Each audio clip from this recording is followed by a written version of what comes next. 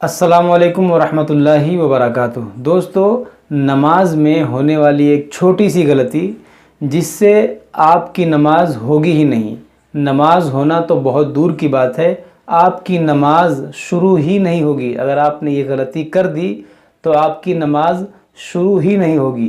اب وہ غلطی کیا ہے؟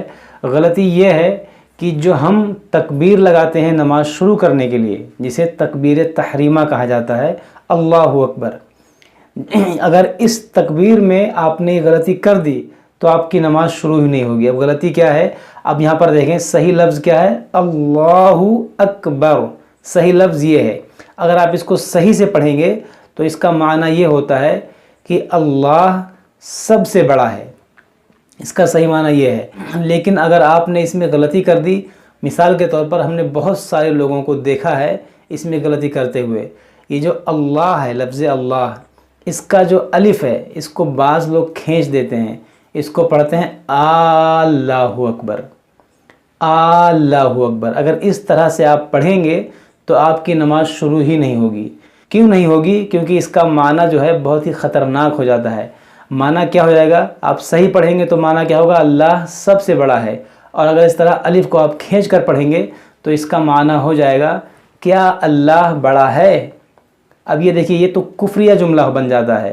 تو اسی لیے علماء فرماتے ہیں کوئی آدمی اگر اس کا معنی سمجھتے ہوئے جان بوجھ کر اس طرح کہے اللہ اکبر تو وہ شخص دائرہ اسلام سے ہی خارج ہو جائے گا۔ اب آپ سوچیں یہ کتنا اہم مسئلہ ہے۔ اسی لیے میں کہتا ہوں بار بار کہ آپ لوگ قرآن پاک کو صحیح سے پڑھنا سیکھیں۔ جب تک آپ صحیح سے پڑھنا سیکھیں گے نہیں، اس طرح کی بے شمار غلطیاں ہوں گی، اور اس طرح سے نمازوں میں نہ جانے کتنی غلطیاں ہوں گی۔ ہو سکتا ہے کچھ لوگ یہاں پر تکبیر تحریمہ صحیح طریقے سے لگا لیتے ہوں، اللہ اکبر لگا لیے، اب اس کے بعد میں آپ کی نماز شروع ہو گئی۔ لیکن اگر آپ نے رکوع میں جاتے ہوئے یا سجدے میں جاتے ہوئے، سجدے سے اٹھتے ہوئے اگر آپ نے یہ غلطی کر دی اللہ اکبر، تو بھی آپ کی نماز شروع ہونے کے بعد فاسد ہو جائے گی، کیونکہ وہاں پر معنی مفہوم بدل جائے گا۔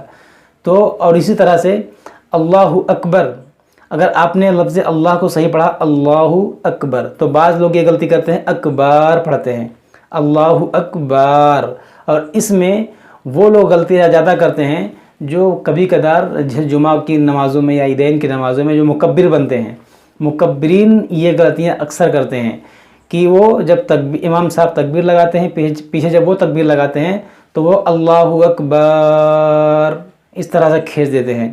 تو اگر با کو بھی کھینچ دیں گے یا اللہ کے الف کو کھینچ دیں گے تو بھی آپ کی نماز فاسد ہو جائے گی۔ اگر آپ تکبیر تحریمہ میں غلطی کریں گے تو نماز شروع ہی نہیں ہوگی، اور اگر تکبیر تحریمہ آپ نے صحیح سے لگا لیا اور آپ نے تکبیرات انتقالات میں غلطی کر دی، مطلب رکوع میں جاتے ہوئے یا سجدے میں جاتے ہوئے، سجدے سے اٹھتے ہوئے آپ نے یہ غلطیاں کر دیں، تو آپ کی نماز شروع ہونے کے بعد فاسد ہو جائے گی۔ تو مجھے امید ہے کہ آپ لوگوں نے اس مسئلے کو سمجھ لیا ہوگا۔ خدا را آپ لوگ قرآن پاک کو صحیح سے پڑھنا سیکھ لیں، یہ ساری غلطیاں ختم ہو جائیں گی۔ السلام علیکم ورحمۃ اللہ۔